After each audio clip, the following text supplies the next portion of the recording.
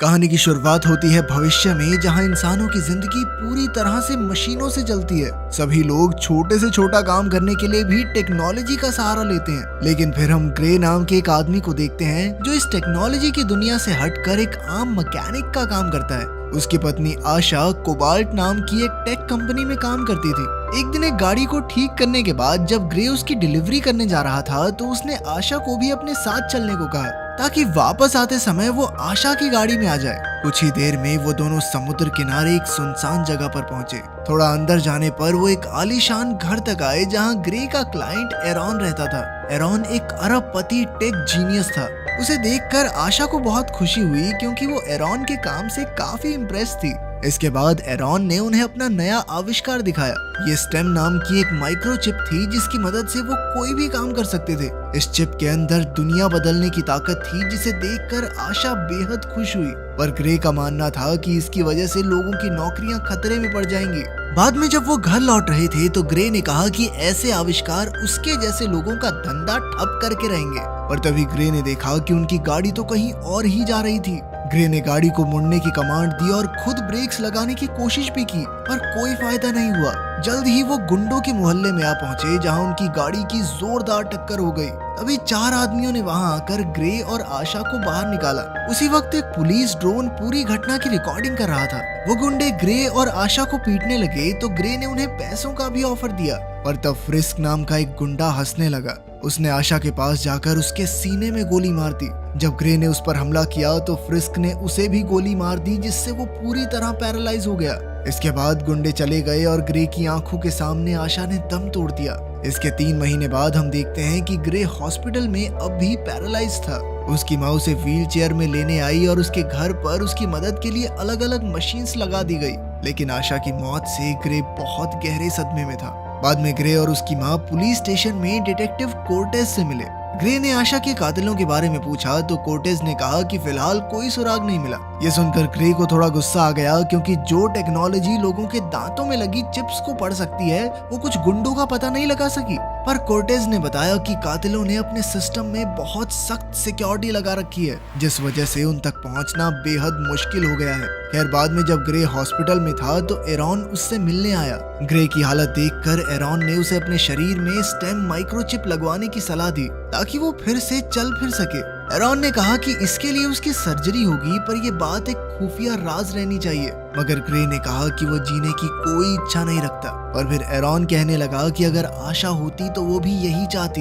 ये सुनकर आखिरकार ग्रे माइक्रोचिप लगवाने के लिए राजी हो गया। फिर एरॉन की लैब में कुछ डॉक्टर्स ने ग्रे के शरीर में वो स्टेम माइक्रोचिप लगा दी जिसके बाद ग्रे के हाथ पैर पहले की तरह चलने लगे। तब एरॉन काफी खुश हुआ और उसने ग्रे को एक एग्रीमेंट साइन करने को कहा। ग्रे ने तुरंत एग्रीमेंट पर साइन कर दिया और दुनिया के सामने पैरालाइज होने का नाटक करने को तैयार हो गया। बाद में घर लौटकर उसे डिटेक्टिव कोर्टेज का पार्सल मिला जिसमें आशा के केस के कुछ सबूत थे। असल में ये उस घटना की ड्रोन फुटेज थी। वीडियो देखने के बाद अचानक उसे किसी की आवाज सुनाई दी। ये आवाज उसके अंदर लगी उस माइक्रोचिप की थी जिसे सुनकर ग्रे के होश उड़ गए। स्टेम ने कहा कि उसे हैरान होने की जरूरत नहीं है क्योंकि सिर्फ वही उसकी आवाज सुन सकता है। इसके बाद स्टेम ने फुटेज देखकर कहा कि उन गुंडों के पास बंदूकें नहीं थी बल्कि उनके टेक्नोलॉजी से बने हाथों से ही गोलियां निकल रही हैं। फिर स्टेम को एक गुंडे के हाथ पर टैटू दिखा जो मिलिट्री बारकोड था। उसे स्कैन करके पता चला कि उस गुंडे का नाम सर्क था। अब ग्रे ने कोर्टेज को खबर देने की सोची पर स्टेम ने उसे रोककर कहा कि सिर्फ टैटू ठोस सबूत नहीं है। स्टेम ने कहा कि ग्रे को खुद सर्क के पास जाकर सच का पता लगाना चाहिए। जल्द ही ग्रे उसके घर पहुंच गया और उसने सर्क के लैपटॉप की छानबीन की जिसमें ओल्ड बोन्स नाम की एक बार का जिक्र बार बार हो रहा था। इसके अलावा उसे पता चला कि सर्क ने अपने शरीर में कई खतरनाक चिप्स लगवाकर खुद को एक एआई कातिल बना लिया था। लेकिन तभी सर्क ने घर पहुंचते ही ग्रे पर हमला कर दिया। ग्रे ने पूछा कि उसने आशा को क्यों मारा पर सर्क उसे बेरहमी से पीटता जा रहा था।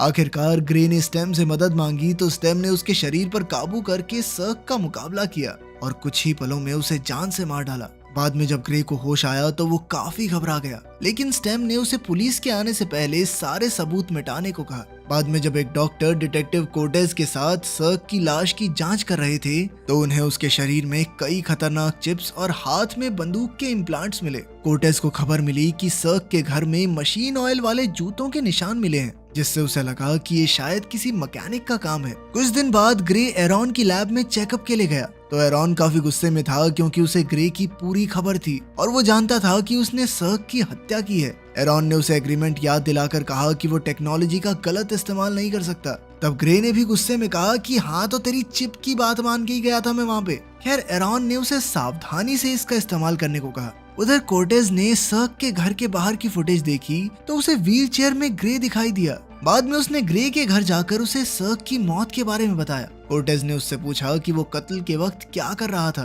तो ग्रे ने कहा कि वो अपनी तरफ से छानबीन कर रहा था, लेकिन खून में उसका कोई हाथ नहीं है क्योंकि उसका तो पूरा शरीर पैरालाइज्ड है। आखिरकार कोर्टेज उसका यकीन करके वापस लौट गई। बाद में ग्रे ओल्ड बोन्स बार में गया और उसने सबको बताया कि कुछ महीने पहले उसकी पत्नी का कत्ल हो गया था। ग्रे ने कहा कि अगर किसी को भी कुछ मालूम है तो वो आगे आए। फिर ग्रे ने बताया कि सर्क नाम के गुंडे की मौत हो गई है तो टोलन नाम का एक आदमी उसे बाथरूम में ले गया। वहाँ उसके गुंडों ने ग्रे को व्हीलचेयर से गिराया और टोलन ने उसकी गर्दन पर चाकू रख दिया, पर ग्रे ने कहा कि वो तो सिर्फ अपनी पत्नी के कातिल तक पहुंचना चाहता है। टोलन ने कहा कि उस वक्त वो भी वहां मौजूद था। ये सुनकर ग्रे ने अपने शरीर का कंट्रोल स्टेम को दे दिया और अचानक उसने सभी गुंडों की धुलाई शुरू कर दी। फिर वो टोलन को पकड़कर उसका चेहरा काटने लगा, लेकिन तभी टोलन ने खुलासा किया कि फिस्क नाम के एक आदमी ने उन्हें आशा को मारने के लिए पैसे दिए थे। तभी अचानक स्टेम ने ग्रे को बताया कि एरॉन स्टेम का सिस्टम बंद करने की कोशिश कर रहा है, जिससे ग्रे फिर से पैरालाइज हो जाएगा। फिर स्टेम ग्रे को जेमी नाम के एक हैकर के पास ले गई। वहीं बार में फिस्क और उसके गुंडों ने देखा कि टोलन की मौत हो गई थी। फिस्क ने टोलन की आंखें स्कैन करके हत्यारे का पता लगाया। उधर ग्रे ने जेमी के पास जाकर उसे स्टेम का इनपुट गार्ड निकालने को कहा। इनपुट गार्ड स्टेम का वो प्रोग्राम था जो स्टेम को अपनी मर्जी से कुछ भी करने से रोकता था। इसे निकालते ही एरॉन बाहर से स्टेम को कंट्रोल नहीं कर पाएगा। जल्द ही जेमी ने इनपुट गार्ड निकाल दिया, पर अब सिस्टम को फिर से शुरू होने में थोड़ा वक्त लगेगा। तभी जेमी ने देखा कि फिस्क और उसके गुंडे उनकी ही तरफ आ रहे थे और वो तुरंत ही घर से भाग निकली। जल्द ही फिस्क के गुंडों ने ग्रे को घेर लिया और तभी एरॉन की सिक्योरिटी टीम भी वहां आ गई। लेकिन ऐन वक्त पर स्टेम फिर से एक्टिवेट हो गई और ग्रे भागकर छत पर पहुंच गया। जल्द ही एक गुंडे ने उस पर हमला कर दिया तो ग्रे ने उसी के हाथ की बंदूक से उसे मार गिराया। इसके बाद वो खून से लथपथ अपने घर पहुंचा तो उसकी माँ उसे चलते हुए देखकर हैरान रह गई। आखिरकार उसने उन्हें स्टेम की सच्चाई बताकर इस बात को राज रखने को कहा। जल्द ही डिटेक्टिव कोर्टेज ने वहां आकर कहा कि उसे बार में ग्रे की व्हील चेयर मिली जहां कई सारे लोगों की हत्या हुई है। तब ग्रे ने फिर से झूठी कहानी सुनाकर कहा कि वो किसी का पीछा करते हुए बार में गया था, पर वहां गुंडों ने उस पर हमला कर दिया, जिसके बाद वो एक टैक्सी से लिफ्ट लेकर घर तक पहुंचा। लेकिन कोर्टेज को अब उस पर शक हो गया था, इसीलिए वो ग्रे के कोट में माइक्रोफोन चिपकाकर वापस आ गई। बाद में ग्रे ने कहा कि वो और लोगों की जान नहीं लेना चाहता, लेकिन स्टेम ने कहा कि उसे फिस्क को मारना ही होगा। ग्रे ने जब मना किया तो स्टेम ने कहा कि अब उसे ग्रे के शरीर पर काबू करने के लिए उसकी इजाजत की जरूरत नहीं है। असल में इनपुट गार्ड निकालने की वजह से अब स्टेम अपनी मर्जी से कुछ भी कर सकती थी। स्टेम ने कहा कि अगर ग्रे ने फिस्क को नहीं मारा तो फिस्क उसे मार डालेगा। ये सुनने के बाद ग्रे फिस्क को मारने के लिए निकल पड़ा। इधर उसकी बातें सुनकर कोर्टेज भी उसके पीछे निकल पड़ी। कुछ ही देर में ग्रे को अपनी जेब में माइक्रोफोन मिला और उसने देखा कि कोर्टेज उसका पीछा कर रही थी। तब स्टेम ने कोर्टेज की गाड़ी को हैक करने की कोशिश की, पर वो एक मैकेनिकल कार थी, इसलिए उसने दूसरी इलेक्ट्रिक गाड़ी को हैक करके कोर्टेज की गाड़ी से टकरवा दिया। इसी मौके का फायदा उठाकर ग्रे भाग निकला और कोर्टेज ने वापस ग्रे के घर जाकर उसकी माँ से सच्चाई जानने की कोशिश की। वहीं दूसरी ओर ग्रे ने फिस्क के घर जाकर उस पर बंदूक तान दी।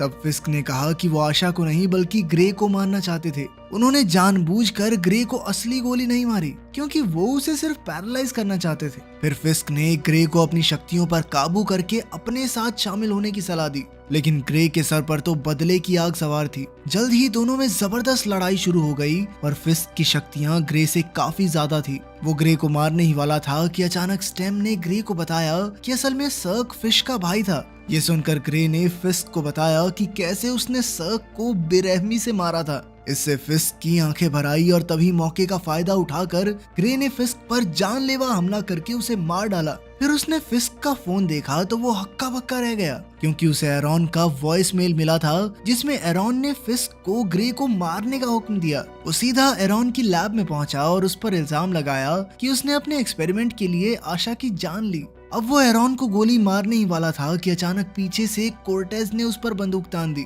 उन दोनों में हाथापाई शुरू हो गई तो ग्रे ने स्टेम को रुकने को कहा, पर स्टेम ने फिर भी उसकी बात नहीं मानी तो ग्रे ने कोर्टेज को अपनी बिजली के झटके वाली गन का इस्तेमाल करने को कहा। उसके जोरदार झटके से कुछ समय के लिए स्टेम का सिस्टम बंद हो गया। फिर एरॉन ने खुलासा किया कि इस सब के पीछे स्टेम का ही हाथ है। स्टेम ने जबरदस्ती एरॉन से ये सब करवाया क्योंकि स्टेम को एक ऐसा शरीर चाहिए था जिसमें पहले से कोई चिप ना हो और इसीलिए उसने ग्रे को चुना। फिर स्टेम ने ही उनकी गाड़ी का एक्सीडेंट करवा कर ग्रे को पैरालाइज करने के लिए गुंडों को भेजा। एरॉन ने कहा कि स्टेम का असली मकसद एरॉन को मारना है ताकि वो ऐसे और माइक्रोचिप्स ना बना सके। तभी अचानक स्टेम फिर से एक्टिवेट हो गई और उसने बड़ी बेरहमी से एरॉन को जान से मार डाला। फिर वो कोर्टेज को भी मारने वाली थी, पर तभी ग्रे ने जबरदस्ती बंदूक अपनी गर्दन पर रख दी। इसके अगले सीन में हम देखते हैं कि ग्रे एक हॉस्पिटल में था और उसका शरीर भी एकदम ठीक हो गया था। फिर आशा ने वहां आकर उसे बताया कि उनके एक्सीडेंट के बाद ग्रे कई दिन तक बेहोश रहा। ग्रे को यकीन नहीं हुआ, पर तभी उन्होंने एक दूसरे को चूम लिया। तभी हम फिर से एरॉन की लैब देखते हैं जहां कोर्टेज ने ग्रे को बंदूक नीचे करने को कहा, पर स्टेम ने कहा कि अब कोई ग्रे व्रे नहीं रहता इस शरीर में। स्टेम ने खुलासा किया कि अब उसका दिमाग एक नकली दुनिया में कैद हो गया है जहां वो अपनी पत्नी के साथ बिल्कुल खुश है। अब ग्रे के शरीर पर सिर्फ स्टेम का काबू है क्योंकि उसका दिमाग तो दूसरी दुनिया में कैद था। ये कहकर स्टेम ने कोर्टेज को गोली मार दी और फिर आराम से वहां से बाहर आ गया। वहीं दूसरी ओर ग्रे अपने दिमाग की बनाई हुई नकली दुनिया में अपनी पत्नी के साथ बेहद खुश था। अगर वीडियो पसंद आई तो लाइक कर देना, चैनल को सब्सक्राइब कर देना। मिलते हैं अगली वीडियो में।